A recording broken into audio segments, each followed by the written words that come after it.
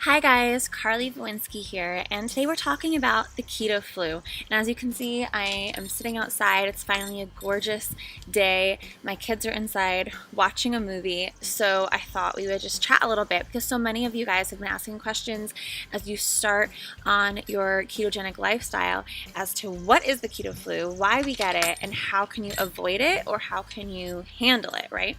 So there's a couple things. One, the keto flu is really, it's not an actual flu, okay? You're not going to go to the doctor and get like Tamiflu to help you deal with it.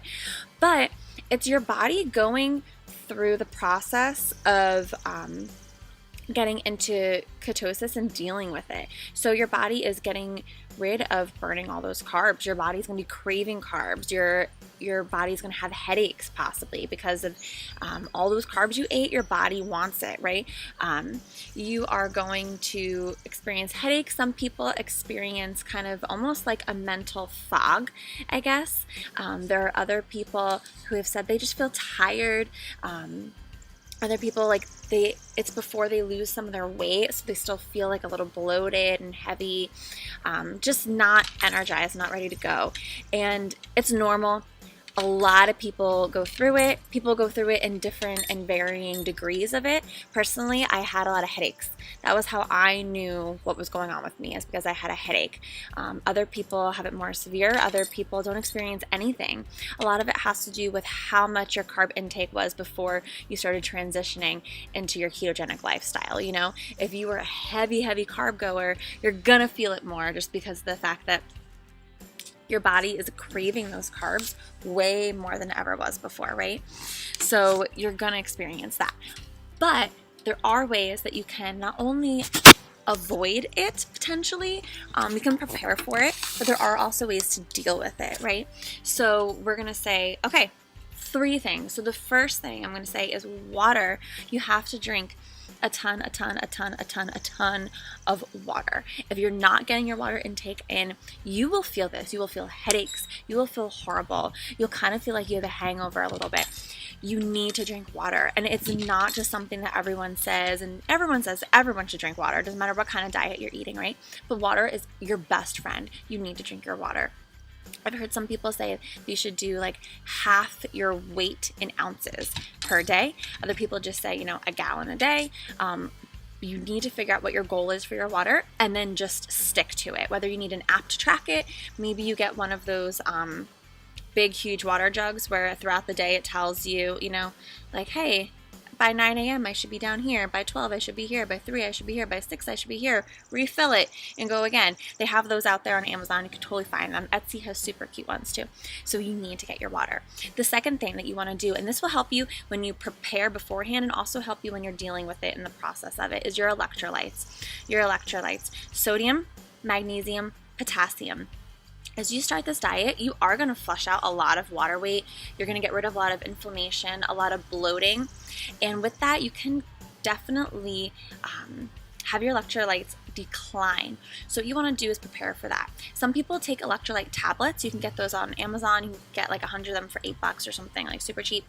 Other people try to get it within their food. That can be very hard to do. You have to really know what you're doing when it comes to your food if you want to just solely do it with your food. Other people take vitamins and those things. I'm going to tell you what I do. So for sodium, I use pink Himalayan sea salt on everything. You can use any kind of sea salt. I just use the pink Himalayan because that's what I like. And I salt everything. Make sure you get lots and lots and lots of salt. For magnesium, I take a magnesium supplement. I think it's like 250 milligrams once a day. That's what I use for myself. For potassium, I get my potassium through things like avocados. And in the very beginning, I could tell I wasn't getting enough salt. So one of the things I was able to do was make chicken broth, bone broth, right? And just drink that, and immediately I was better. If I ate something that had salt in it, immediately it was better. If I was having water, you can put some salt in it, and immediately my headache went away. It was my body teaching me what I needed, and I was able to learn from that, which was actually kind of cool because I've never really been in tune with my body like that before, but through this lifestyle, I've been able to do that. So lots of water. Your electrolytes. If you're feeling trashy, it's probably because of your electrolytes, so you're going to want to get those in. And the third thing that did help me a lot was by using exogenous ketones. You know, I looked into it. I heard about a couple different brands. There's definitely a link in the description if you want to check these out. But they were able to help me bridge that gap between not being in ketosis, getting into ketosis, getting into it quicker, getting a lot of the headaches without any of those types of things. And it just helped. And I still use them daily, 1 or 2 a day is what I use, and it helps me. So when I do get a little bit off track, I don't bounce back into that keto flu every single time I have a cheat meal, or every single time I go to date night with my husband, or every single time that there's a holiday, you know, because going in and out of keto flu is just the worst, right? And we talk about carb hangovers, and they're the worst. So those are the 3 things that I do: water, electrolytes, and exogenous ketones, and they've helped me with my keto flu. I'm not experiencing that anymore. I hope this helps you guys, and if it did, go ahead and like this video. Reminder, when we get to 100 subscribers, there's a giveaway happening, so I'm super stoked. We are so close. I think within the next couple of days, we're probably going to hit that, so that's exciting. So go ahead, share this with your friends to subscribe. Hit the subscribe button if you have not done that already, and if you hit the bell, you'll also get notified every time that new content comes out. So I'm super excited for you guys to bounce out of that keto flu, push ahead, and remember, if you're feeling still bloated and inflamed, it could be the whoosh effect, and there's a video on that too. Don't give up early. Keep going. You're going to experience such a great feeling when you get past this point, and I'm excited for you guys to do that.